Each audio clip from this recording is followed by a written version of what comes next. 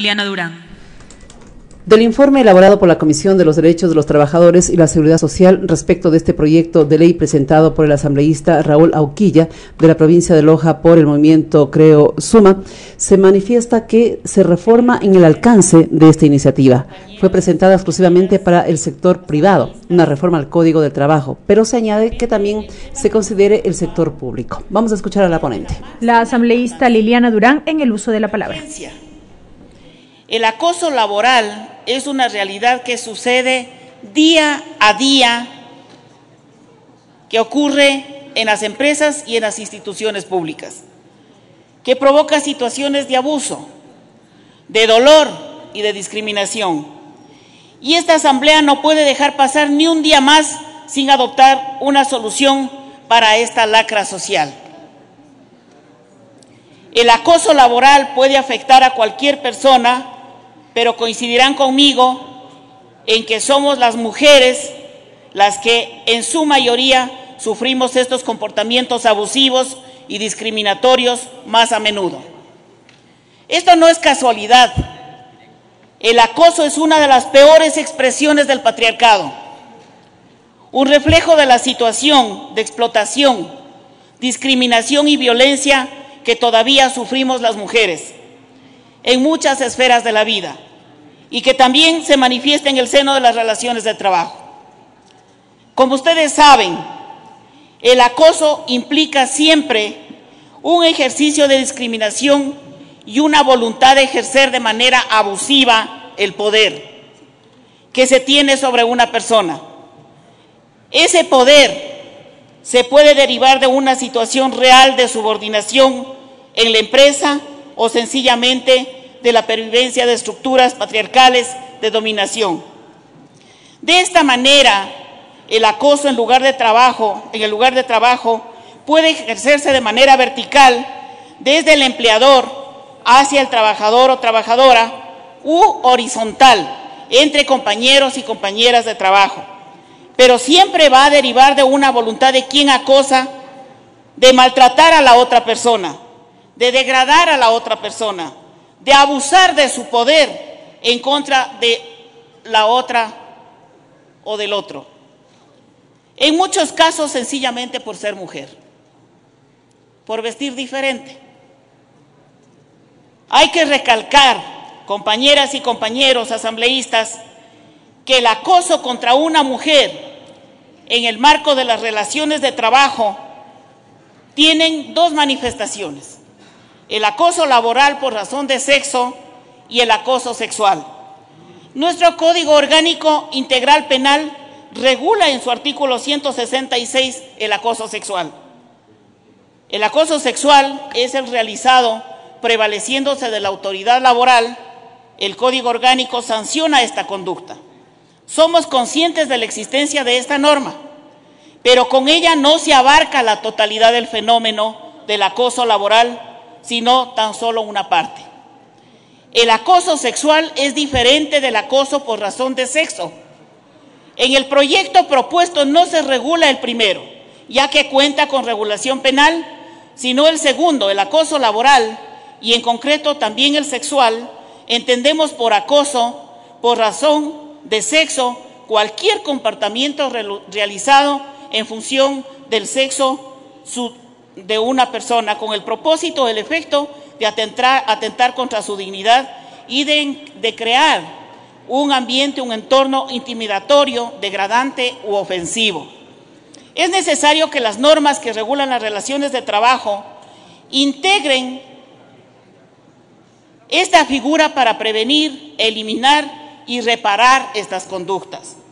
Teniendo esto claro, es importante destacar que tanto el acoso sexual como el acoso por razón de sexo son formas de violencia contra las mujeres especialmente, y que la violencia contra las mujeres constituye una de las manifestaciones más virulentas de la discriminación por razón de género, y se produce en todos los sectores, en el público y en el privado.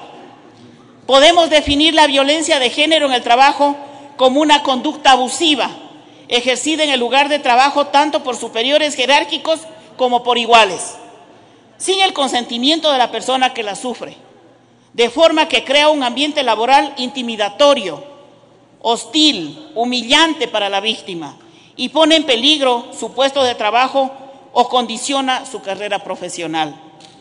La violencia de género en el trabajo constituye, por tanto, una manifestación de la violencia sexista, que se ha venido concibiendo como un precio que las mujeres que pretenden salir del rol asignado a integrarse en el mercado del trabajo deben pagar para mantenerse en él. Es sin duda una de las actuaciones discriminatorias por razón de género más virulentas y dañinas para la sociedad, dados los devastadores efectos que suele producir sobre la salud de sus víctimas. Es importante recordar igualmente que la motivación de dicho comportamiento oculta en la mayoría de ocasiones la finalidad de dominio o de afirmación de poder. Tampoco es infrecuente que el acoso laboral sexista tenga una intencionalidad vengativa. Se produce en muchos casos en momentos en que una mujer ha rechazado los avances sexuales de un superior o de un colega.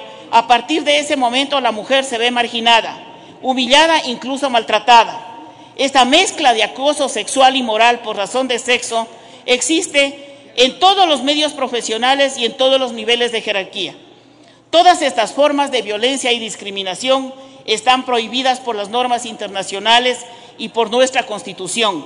La Asamblea General de la ONU aprobó en 1993 una resolución histórica, en concreto la Declaración sobre la Eliminación de la Violencia contra las Mujeres, a partir de la cual han sido aprobadas una serie de resoluciones sobre la materia por la Comisión de Derechos Humanos, así como la Convención sobre la Eliminación de todas las formas de discriminación contra la mujer, la CEDAW. El objetivo de la normativa internacional es instar a los estados a que adopten medidas preventivas y sancionadoras adecuadas y eficaces para la erradicación de todo tipo de violencia en todos los ámbitos en que ésta puede producirse, incluyendo la laboral.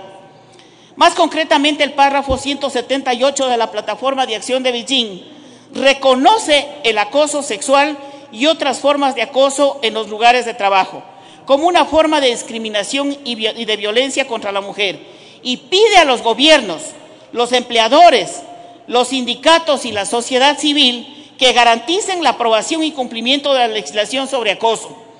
La Organización Internacional del Trabajo también ha liderado la lucha contra el acoso desde su propia creación. La Declaración de Filadelfia, por ejemplo, en 1944, que forma parte de la Constitución de la OIT, afirma que todos los seres humanos, sin distinción de etnia, credo o sexo, tienen derecho a perseguir su bienestar material y su desarrollo espiritual en condiciones de libertad y dignidad, de seguridad económica y en igualdad de oportunidades.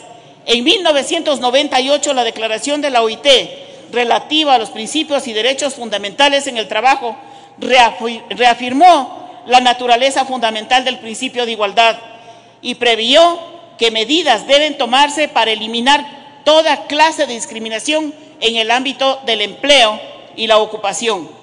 La OIT también ha confirmado que el acoso contra la mujer es una forma de discriminación sexual incluida en el Convenio sobre la Discriminación número 111.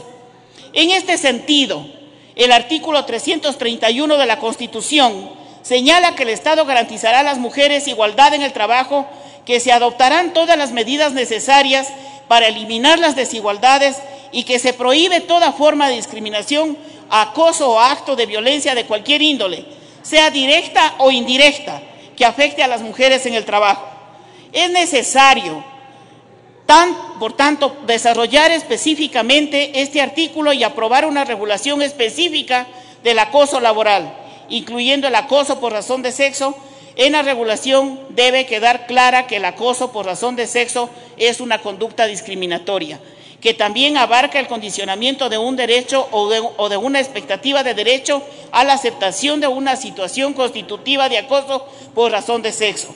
También es fundamental tener en cuenta que las situaciones de acoso laboral, al ser una forma de discriminación, se invierte la carga a la prueba para una mejor protección de las víctimas, Por todo lo anterior, apoyamos el espíritu y el contenido del proyecto presentado y proponemos ampliar el mismo para adicionar una expresa mención del acoso por razón de sexo en la regulación del acoso laboral que se propone incluir en los artículos 172 y 173 del Código del Trabajo y el artículo 23 de la LOCEP.